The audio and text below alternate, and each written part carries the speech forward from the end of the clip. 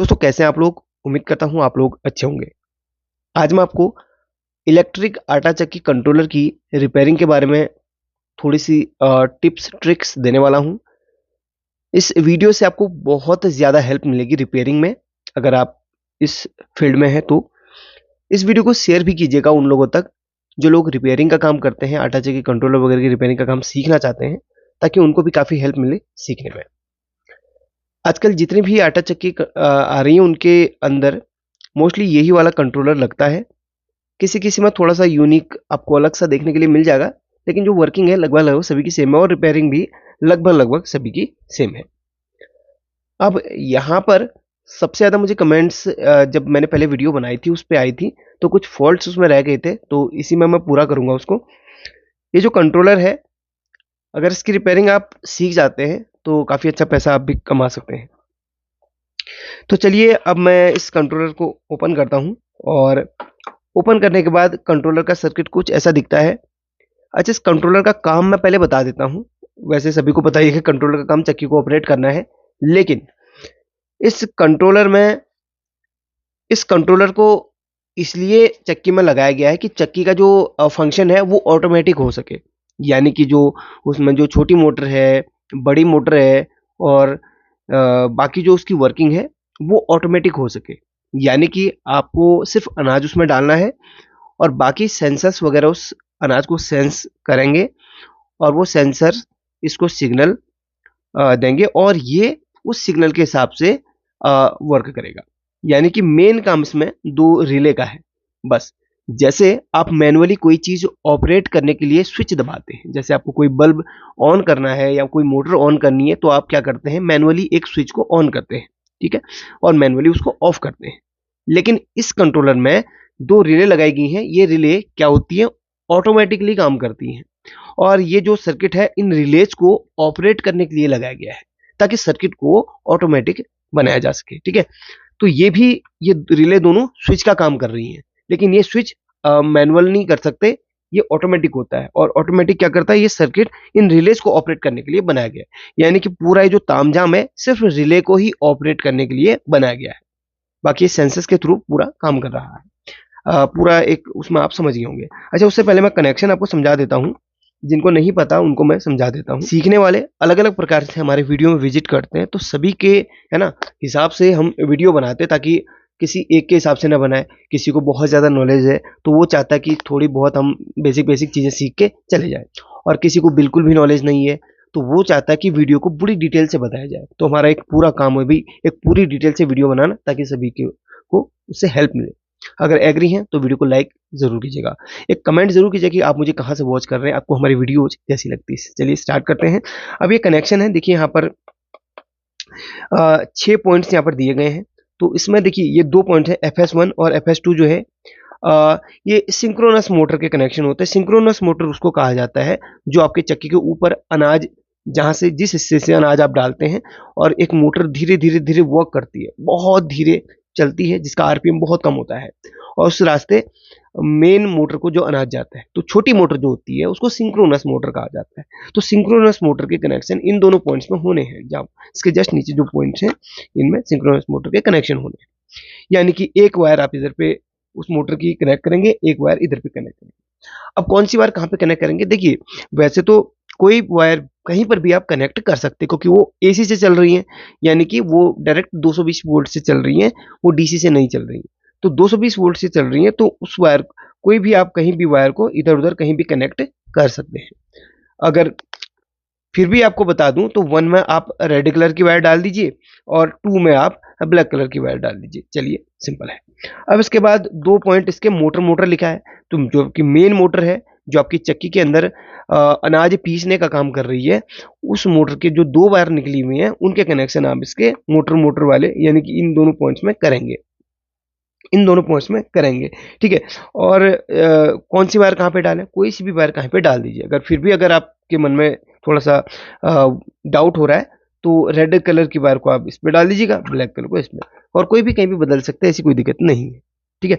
लेकिन कनेक्शन आपको बड़ी मोटर के इन दोनों में, छोटी मोटर के इन दोनों में करने रहेंगे, और न्यूट्रल फेज आपका इन दोनों में रहेगा। यानी कि जो मेन जो सप्लाई आ रही है जो आपके मेन 220 वोल्ट की सप्लाई आ रही है प्लग से, वो यहाँ पर आपको कनेक्शन करने हैं। ठीक है, तो फेज इसमें डाल दीजिए, न्यूट्रल इसमें डाल दीजिए, फेज वो जिसमें टेस्टर ग्लो करता है। ये कनेक्शन हो गए। अभी काफ़ी बार ऐसा होता है कि यार अगर आपके मन में कुछ डाउट हो, चलिए ये भी बता दूं, अगर आपने कनेक्शन छोटी मोटर के गलती से यहाँ पर कर दिए हैं और बड़ी मोटर के यहाँ पर कर दिए गलती से कनेक्शन, तो क्या वो चलेगा? जी हाँ चलेगा, लेकिन बड़ी मोटर क्या है ना, थोड़ा सा ज़्यादा लोड लेती, ज़्यादा एम्पियर की होती है, तो उसकी वजह से, उस लोड की वजह से मे बी छोटी वाली रिले, जो मतलब छोटी मोटर वाली रिले जल सकती है, क्योंकि वो थोड़ा सा कम एम्पियर की यहाँ पर लगाई गई रहती है। बस कुछ नहीं होगा, रिले खराब होती है। अब यहाँ पर कुछ हम फॉल्ट्स की बात करेंगे। देखिए काफी बार हमें ऐसा फॉल्ट देखने के लिए मिलता है कि चक्की आपने चालू करी है और आपकी छोटी मोटर काम नहीं कर रही है और बड़ी मोटर काम कर रही है। ठीक है, छोटी मोटर काम नहीं कर रही है, बड़ी मोटर काम कर रही है। इस केस में आपको क्या करना है? इस केस में देखिए, अगर आप एक टेक्नीशियन है तो आपको उस मोटर से रिलेटेड जो रिले है वो आपको चेंज कर देनी है, मतलब रिप्लेस कर देनी है। जैसे आपकी छोटी मोटर काम नहीं कर रही तो छोटी मोटर की रिले को आपने रिप्लेस कर देना है। बड़ी मोटर काम नहीं कर रही, बड़ी मोटर के कनेक्शन में जो रिले, अब अभी बताऊंगा कि कौन सी रिले किस मोटर के साथ में कनेक्ट है, तो वो भी बताऊंगा। ये दोनों पॉइंट्स में जो नीचे ट्रैक है, उस ट्रैक में जो भी रिले आ रही है वो उस मोटर के लिए लगी हुई है। समझ गए आप? तो उस रिले को चेंज कर देना। कभी भी किसी भी मोटर कोई भी काम नहीं कर रही है, बाकी आपका ये कट कर रहा है, यानी कि जैसे आपने प्लग इन किया और स्विच वगैरह दबाया, एक कट सी आवाज आएगी और आपका जो बजर है वो भी बंद हो गया है। उसके बाद आपको लगता है कि अब मोटर चलनी चाहिए लेकिन नहीं चल रही है, तो हो सकता है दोनों रिलेज खराब हो या नीचे कोई ट्रैक वगैरह डैमेज हो गया, ऐसा हो सकता है। वो आपको फाइंड आउट करना है, अभी बताऊंगा।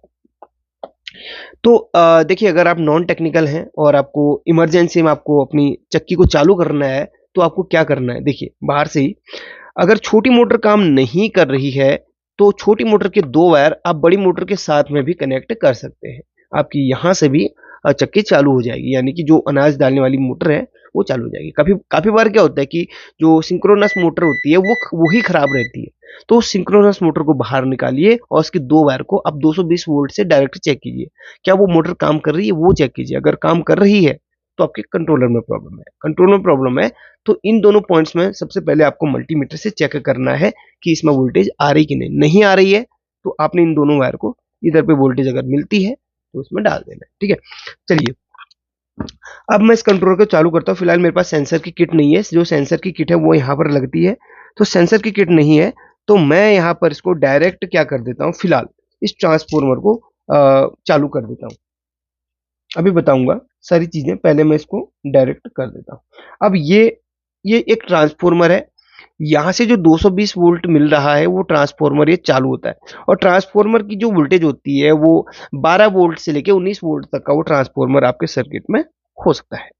अगर वो ट्रांसफॉर्मर खराब हो जाए तो आपका सर्किट भी डेड हो जाता है। ठीक है, पहले मैं इसको ट्रांसफॉर्मर के कनेक्शन इसमें, सॉरी, पहले ट्रांसफॉर्मर के मैं कनेक्शन यहाँ पर कर लेता हूँ इस तरीके से। अब मैं सर्किट को चालू करूंगा और सारी चीजें आपको समझाऊंगा। देखिए, वीडियो लंबी हो सकती है। अब मैंने सर्किट को चालू किया है, कट सी आवाज आ गई। कट सी आवाज है रिले के ऑपरेट होने की होती है, रिले को वोल्टेज मिल गई है। अभी हमने देखिए ट्रांसफॉर्मर को डायरेक्ट कर दिया है सर्किट में, क्योंकि सेंसर की किट नहीं है। सेंसर की किट होती तो उसमें 2 सेंसर्स लगे होते हैं। अब आईआर सेंसर होता है, फोटो डायोड सेंसर होता है, और उसमें एक स्विच होता है। ठीक है, अब काफी लोग क्या करते हैं, सेंसर की जो सेंसर होते हैं, जो सिंक्रोनस मोटर के टॉप में 2 सेंसर आमने सामने होते हैं, अगर वो सेंसर खराब हो जाए तो भी आपका ये वर्किंग नहीं हो पाता है, या सेंसर की वायर टूट जाती है तो वर्किंग नहीं। सारी चीजें बेसिक आपको चेक करनी रहती है। एक सेंसर थोड़ा सा काला रंग का होता है, फोटो डायोड। काफी लोग सोचते हैं कि सेंसर फूक के काला हो गया है। अगर आपके मन में भी ये डाउट कभी रहा हो तो मुझे कमेंट करके बताइए। काफी लोग बोलते हैं कि यार फूक के काला हो गया। वो सेंसर फूक के काला नहीं होता, असल में वो फोटो डायोड सेंसर होता है। ठीक है, फोटो डायोड होता है, उसका काम सेंस करना होता है। अब देखिए, यहाँ से हमने वोल्टेज जैसे दी और इस जगह पे मुझे 220 वोल्ट यहाँ पर मिलेगी। अभी अपने पास 201 वोल्ट ही घर पे आ रही है, तो वही यहाँ पर शो कर रहा है। अब यहाँ पर देखिए, ये 220 वोल्ट क्या होता है कि एक तो यहाँ पर गया ये 220 वोल्ट यहाँ से, और यहाँ से एक छोटा सा एक ये पार्ट लगा होता है, ये कॉइल होता है यहाँ पर। ये कॉइल यहाँ पर असल में प्रोटेक्ट करने के लिए ही लगाया गया रहता है न्यूट्रल पे। अब दूसरी चीज है, एक यहाँ पर ये है, ये ट्रांसफॉर्मर है। मैंने आपको बताया 12 वोल्ट से लेके 19 वोल्ट तक का ट्रांसफॉर्मर हो सकता है। इस सर्किट को ये देखिए आप, एक ये इलेक्ट्रॉनिक सर्किट है। इलेक्ट्रॉनिक सर्किट को ऑपरेट करने के लिए एक वोल्टेज चाहिए होती है, और वोल्टेज हमारी ट्रांसफॉर्मर के द्वारा बनाई गई है। तो ट्रांसफॉर्मर कितना 12 वोल्ट या 19 वोल्ट का हो सकता है, और उसको कन्वर्ट करके 12 वोल्ट में, या उसको जो है रेगुलेट करके 12 वोल्ट बनाया जाता है। फिर ये सर्किट 12 वोल्ट से चलता है। ये सर्किट 12 वोल्ट से चलता है और 12 वोल्ट की जो रिलेज है उनको चलाता है। अब मैं बारी बारी से चेक करूंगा। जैसे आपने सर्किट को चालू किया, अगर आपका सर्किट डेड कंडीशन में है तो सबसे पहले आपको वोल्टेज, एसी वोल्टेज चेक करना रहेगा। इस तरीके से वोल्टेज प्रॉपर बन रहा है, ठीक है। बाकी आपको सेंसर की यहाँ पर किट लगा लेनी है। उसके बाद या ट्रांसफॉर्मर को आप डायरेक्ट इस तरीके से वहां पर कर लीजिएगा। तो यहाँ पर जैसे हमने इसको कनेक्ट किया तो ट्रांसफॉर्मर ऑन हो गया, और ट्रांसफॉर्मर को क्या है ना, यहाँ पर वोल्टेज यहाँ पर हमें चेक करनी एसी वोल्ट। फिलहाल ट्रांसफॉर्मर अभी एसी वोल्ट ही देगा, क्योंकि इसके अभी कोई रेक्टिफायर इसमें नहीं है। इसके बाद इधर रेक्टिफायर है, तो पहले हमें एसी वोल्ट चेक करना है कि ट्रांसफॉर्मर वोल्टेज दे रहा है कि नहीं। और ट्रांसफॉर्मर 14 वोल्ट समथिंग इसमें दे रहा है, 1385 यानी कि 14 वोल्ट ही मान लो कि ट्रांसफॉर्मर 14 वोल्ट बना रहा है, यानी कि ये ट्रांसफॉर्मर ओके है। ट्रांसफॉर्मर में इस तरीके से चेक करने में वोल्टेज नहीं बन रही है, तो आप समझ लीजिए कि आपका है ना ये जो ट्रांसफॉर्मर है वो खराब है। तो ट्रांसफॉर्मर को है ना इधर से कनेक्ट, अगर आपके पास सेंसर किट है तो ठीक है, नहीं तो इधर से वायर हटा के आप इधर पे कर दीजिएगा, ताकि ये रेक्टिफायर यहाँ पर ऑन हो जाए, ठीक है। सेंसर के साथ में तो वो आप इजीली चेक कर सकते हैं, नहीं है तो फिर यहाँ पर चेक करना है। अब इसने 14 वोल्ट बना देंगे कि ट्रांसफॉर्मर ओके है। इसके बाद आपको ये मल्टीमीटर को डीसी पे सेट करना है, और रेक्टिफायर पे चेक करना है कि प्लस माइनस यहाँ पर कितना बना रहा है। तो ये रेक्टिफायर का अपोजिट यहाँ पर प्लस माइनस साइड है। तो देखिए ये डीसी वोल्ट कितना बना रहा है, रेक्टिफायर होने के बाद थोड़ा सा वोल्टेज बढ़ जाता है, तो क्योंकि कैपेसिटर भी लगा होता है उस पर, तो 15 वोल्ट ये बना रहा है डीसी में। अब इसको 15 वोल्ट को क्या है ना 12 वोल्ट में क्या किया जाएगा, इसको रेगुलेट किया जाएगा। तो रेगुलेट करने के लिए एक रेगुलेटर यहाँ पर लगा रहता है, जिसका जो वैल्यू है 78 6812 7812 6812 का रेगुलेटर है। इस रेगुलेटर की जो पिन है, फर्स्ट पिन पे वोल्टेज इनपुट होती है, और थर्ड पिन से वोल्टेज आउटपुट होती है 12 वोल्ट। तो फर्स्ट पिन पे हमें इनपुट चेक करना है, और बीच का इसका ग्राउंड का रहता है, ठीक है। रेगुलेटर की 3 पिन ये है, और बीच का ग्राउंड का रहता है। तो डीसी हमने सेट किया है और चेक करेंगे। फर्स्ट पिन पे हमारी 12 वोल्ट यहाँ पर इनपुट हो रही है, और थर्ड से आउटपुट सॉरी फर्स्ट पिन यहाँ पर, हाँ ये वाली फर्स्ट पिन है, घुमा दिया है ना अभी अपन ने। तो फर्स्ट पिन पे हमारी ये 15 वोल्ट इनपुट हो रही है, और इसने इसको रेगुलेट किया 12 वोल्ट पे। और ये 12 वोल्ट कहाँ कहाँ जा रही, देखो ये 12 वोल्ट जा रही इधर आईसी पे, ये 12 वोल्ट यहाँ से देखिए ये आईसी पे जा रही है, और ये आईसी से फिर वोल्टेज बन के ये रिले पे आती है। तो यहाँ पर चेक हमने कर लिया कि 12 वोल्ट प्रॉपर बन रही है, तो ठीक है। अगर नहीं बन रही 12 वोल्ट तो आपका ये ट्रांसफॉर्मर खराब हो सकता है। अगर ट्रांसफॉर्मर पे वोल्टेज बन रही है और फिर भी आपकी रेगुलेटर पे 12 वोल्ट नहीं आ रही, तो रेगुलेटर या फिर उस पे जो डायोड लगे हुए हैं यहाँ पर, जो 4 डायोड ये रेक्टिफायर है, उन पे खराबी हो सकती है, तो उनको जरूर चेक करना है। तो ये एक सिस्टम हो गया, हमने चेक किया। अब यहाँ पर ये चीज तो आपको समझा दी कि ये चीजें आपको कंपलसरी चेक करनी रहेगी। अगर ये चेक किया और सब कुछ ओके आ गया, फिर भी आपका ये कंट्रोलर ऑन नहीं हो रहा है, वोल्टेज बन रही है लेकिन कंट्रोलर ऑन नहीं हो रहा है, और आप इस आईसी के ऊपर हाथ रखते हैं तो थोड़ा सा हीट हो रही है, या हीट नहीं भी हो रही है, वोल्टेज बन रहा है लेकिन आईसी काम नहीं कर रही है, तो आपको करना क्या है कि आईसी की डाटा शीट निकालनी है। आईसी देखिए, ये आईसी जो है LM339N करके आईसी है, LM339, यानी कि ये आईसी बहुत ही पॉपुलर आईसी है और इजीली मार्केट में मिल जाती है। इस आईसी की जो पिन आउट अगर आप चेक करेंगे, उस पर आपने देखना है कि आईसी की इनपुट पिन कौन सी है, कहाँ पर वोल्टेज इनपुट होनी है और कौन सा ग्राउंड है, उधर पे पहले वोल्टेज चेक करनी रहेगी। यहाँ पर मैंने इसकी डाटा शीट निकाली है, यानी कि आईसी को सर्च किया गूगल पे। तो आईसी का जो ये डॉट है, ये यहाँ से सामने फर्स्ट नंबर की पिन होती है, फर्स्ट सेकेंड थर्ड नंबर की इसकी वीसीसी की है।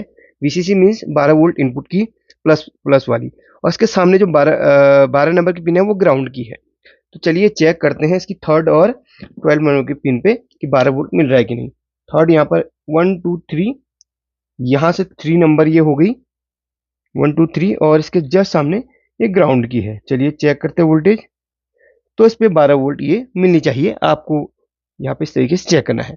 अगर ये 12 वोल्ट नहीं मिलती है और रेगुलेटर पे 12 वोल्ट मिल रही है, तो आपका बीच में कुछ न कुछ जो कंपोनेंट्स हैं वो खराब हो सकते हैं, उनको चेक करना है। अब क्या हुआ, आईसी पे 12 वोल्ट आ रही है, फिर भी आपका सर्किट कोई रिस्पॉन्स नहीं दे रहा, कोई सेंसर को चालू नहीं कर रहा है, या कोई भी रिले में कट सी आवाज नहीं आ रही है, तो आपको क्या करना है कि पहले आपको सेंसर किट, जो आपको सेंसर की बेल्ट मिलती है, वो चेंज करके देख लेनी है। अगर उसमें बिल्कुल आपको वो ओके रिपोर्ट दे रहा है, तो फिर आपको ये आईसी LM339 को चेंज कर लेना है, क्योंकि ये डेफिनेटली आपकी खराब हो जाती है। अगर ये खराब हो गई तो आपका जो सेंसर्स है वो चालू नहीं हो पाएंगे, आपका सर्किट काम करना बंद कर देगा। कभी कभी ये ऐसी ओवरहीट भी हो सकती है अगर खराब हो जाए तो ठीक है, ये चीजें हैं। अब यहाँ पर ये चीज आपको थोड़ा बहुत एक बेसिक मैंने समझा दिया है।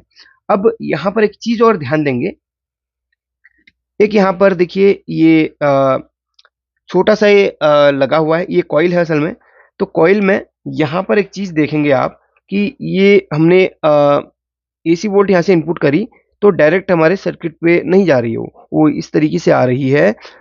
एक तो एसी वोल्ट हमारे ये जो ट्रांसफॉर्मर है उसको ऑन करने के लिए दो वायर के रास्ते चलेगी, और एक हमारे रिलेज पे आ जाएगी। देखिए ये आप ध्यान दें, थोड़ा सा और समझाने की कोशिश करूंगा मैं। तो ये एसी वोल्ट होगी, ये लाइव वायर होगी, यानी कि एल यहाँ से आई इधर से इधर, और इधर से ये रिले के रास्ते इधर पे चलेगी, और ये यहाँ से यहाँ चलेगी, ठीक है। और इधर से ये आउटपुट होगी इस मोटर के लिए, और यहीं से इस रिले से यहाँ पे कनेक्ट हुई, और यहाँ से यहाँ टूट। और ये जो न्यूट्रल है वो दोनों मोटर के एक एक से कनेक्ट रहेगा। ये न्यूट्रल वायर है, वो यहाँ से इस मोटर के इससे कनेक्ट है, और यही इससे कनेक्ट है। यानी कि लाइव वायर हमारी रिलेज के रास्ते यहाँ से आउटपुट हो गई हैं, और न्यूट्रल हमारी यहाँ पर सभी एक साथ कॉमन यहाँ पर दी गई है। देखिए ये न्यूट्रल में जो न्यूट्रल का पॉइंट है वो एफ एस, यानी कि सिंक्रोनस मोटर और मोटर के साथ में कनेक्ट रहेगा। देखिए ये दोनों लाइव न्यूट्रल के पॉइंट हैं, और ये न्यूट्रल का पॉइंट ये इस मेन मोटर के न्यूट्रल से भी कनेक्ट है, और वो सिंक्रोनस मोटर के एक पॉइंट से भी कनेक्ट है। अगर आप ध्यान से देखो तो ये ट्रैक पूरा तीनों में, मतलब दोनों मोटर के एक एक पॉइंट से कनेक्ट है। और एक पॉइंट हमारा कहाँ से आ रहा है, यहाँ से आ रहा है। देखिए एक पॉइंट कहाँ से आ रहा है, ये लाइव आया है यहाँ पर, और यहाँ से ये देखिए ये और ये रिले का, ये दोनों स्विच का काम करते हैं। यानी कि इन दोनों के रिले के इन दोनों पॉइंट्स के बीच में एक स्विच है। ये स्विच कब ऑन होगा, जब यहाँ पर ये सर्किट रिले को वोल्टेज देगा। अभी हमने सर्किट को डायरेक्ट किया है, तो रिले के अंदर हमें वोल्टेज, यहाँ पर रिले के दो पॉइंट में वोल्टेज हमें मिलेगी इधर पे। ये देखिए 11 वोल्ट मिल रही है, और 11 वोल्ट तब मिलेगी जब यहाँ पर सेंसर किट जुड़ी रहेगी। अभी तो हमने डायरेक्ट किया हुआ है, नहीं तो यहाँ पर देखिए 11 वोल्ट। अब आप ऐसे भी चेक कर सकते हैं, सेंसर किट लगा के रिले पे यहाँ पर वोल्टेज चेक कर सकते हैं, डीसी वोल्टेज। इन दोनों पॉइंट पे रिले के चेक करना है, इन दोनों पॉइंट पे रिले के चेक करना है। रिले को जब आप खोलोगे, अच्छा रिले के बारे में एक वीडियो बनाई है, उसको एक बार जरूर देख लेना, आपको यहाँ पर समझ में आ जाएगा, ठीक है। तो रिले में क्या होता है, 5 पिन होती हैं। वैसे एक पिन का यहाँ पर कोई भी काम नहीं होता, उसको यहाँ पर कवर करा हुआ है। तो यहाँ पर देखिए 1 2 3 4, इधर पे भी होती है पिन, वो इसका काम यहाँ पर नहीं है, ठीक है। तो इसको यहाँ पर उन्होंने हटा ही दिया इस पिन को। तो यहाँ पर हमें ये दोनों पिनें हमारी रिले की क्या होती हैं, डीसी वाली पिन होती है, जो हमारी रिले को वोल्टेज देती है 12 वोल्ट, जिससे रिले चलती है। और ये दो हमारी स्विच की होती है। जैसे इन दोनों पिनों पे वोल्टेज आएगी, तो ये स्विच, ये यहाँ से यहाँ तक की कनेक्टिविटी आने लगेगी। तो यहाँ पर क्या होगा, कनेक्टिविटी आने लगेगी। यहाँ पर ये दोनों एसी वोल्ट पे काम करते हैं, ये दोनों डीसी वोल्ट पे काम करते हैं, ठीक है। ये दोनों एक स्विच का काम कर रहे हैं। समझ गए आप, बहुत ही डीपली मैं समझा रहा हूँ। तो रिले के बारे में भी अब थोड़ा आपको जानकारी रहनी चाहिए। अब इस रिले पे भी हमें चेक करनी वोल्टेज आ रही कि नहीं। तो देखिए इस रिले में अगर वोल्टेज मिलती है, तो ये रिले बिल्कुल सही काम करनी चाहिए। अगर नहीं कर रही तो रिले चेंज कर दो। तो वोल्टेज नहीं मिल रही है, तो फिर हमें क्या करना है कि इसको ट्रैक करना है कि वोल्टेज क्यों नहीं मिल रही है, इसमें कहाँ पर कौन सी कंपोनेंट लगी है, किसको किस तरीके से हमें ट्रैक करना है, वो आपको हमने पहले वीडियो में बताया है। तो देखो बड़ा सिंपल सा इसमें वो फंडा है, और ये ट्रांजिस्टर्स भी लगे हैं रिले के लिए। तो रिले को स्विच कराने के लिए ट्रांजिस्टर लगे हैं। ट्रांजिस्टर पर आईसी से एक सिग्नल आएगा, ट्रांजिस्टर रिले को ऑन करेंगे। और काफ़ी बार क्या होता है कि हमारे रिले काम नहीं कर रही हो, तो ये देखिए ये जो कॉइल है, इसमें ये पार्ट अगर खराब हो जाए, यहाँ से यहाँ तक की अगर कंटिन्यूटी नहीं मिल रही है, तो हमारी जो है ना रिले भी वर्क नहीं करेगी, क्योंकि यहाँ से एसी वोल्टेज जो बन रही है, देखिए एक एसी वोल्टेज तो ट्रांसफॉर्मर को दे रहे हैं और ट्रांसफॉर्मर 12 वोल्ट बना के सर्किट को चालू करवा रहा है, और एक एसी वोल्टेज क्या हो रही है कि यहाँ से इस तरीके से आ रही है और यहाँ पर इसको पूरा अगर सर्किट नहीं होगा तो रिलेज भी चालू, मतलब रिले का स्विच चालू है, रिले चालू हो जाएंगे, रिले का स्विच चालू नहीं होगा, यानी कि यहाँ से वोल्टेज पास नहीं हो पाएगी। ठीक है, ये चीज समझ गए होंगे। तो ये चीजें मैंने बता दी हैं, सभी को चेक। अब मैं सर्किट को एक बार ऑफ कर लेता हूँ। चलिए सर्किट को ऑफ कर लिया है मैंने, मल्टीमीटर को बजर मोड पे लाया हूँ। तो ये देखिए इनमें, देखिए इस तरीके से आपको इस वाली कॉइल पे इस तरीके से कंटिन्यूटी इन दोनों पॉइंट्स में मिलनी चाहिए, नहीं मिलती है तो आपकी जो रिले है वो स्विच उसका काम नहीं करेगा। ठीक है, तो यहीं से वोल्टेज पास हो रही है, देखिए यहाँ से आई इधर और यहाँ से इस रिले के रास्ते इधर जाके ये इस मोटर के लिए चलेगी, और यहाँ से इस रास्ते, ये देखिए इस रास्ते इस मोटर के लिए लाइव चलेगी। ये लाइव है ना इस मोटर की, समझ गए। तो ये चीजें चेक करनी है, लेकिन एक बेसिक है, जब भी आपको लगता है कि यार मोटर काम नहीं कर रही है, सब कुछ ओके है, तो रिलेज को आपने चेंज करना चाहिए। अब रिले देखिए जो सिंक्रोनस मोटर के पॉइंट हैं, देखिए यहाँ पर एक तो न्यूट्रल से जुड़ा है, दूसरा ये पॉइंट है वो इस रिले से जुड़ा है, तो इस रिले को सिंक्रोनस मोटर के लिए इस्तेमाल किया गया है स्विच कराने के लिए। और बड़ी मोटर के लिए ये दोनों पॉइंट्स हैं, तो ये पॉइंट, एक पॉइंट तो हमारे न्यूट्रल के साथ जुड़ा रहेगा और दूसरा पॉइंट इस रिले के साथ जुड़ा है, तो इस रिले को बड़ी मोटर के लिए इस्तेमाल किया गया है। ये जो रिले है ये 10 एम्पियर की है और ये रिले 7 एम्पियर की है, और ये ऑपरेट कितने वोल्ट से कर रही है, 12 वोल्ट से।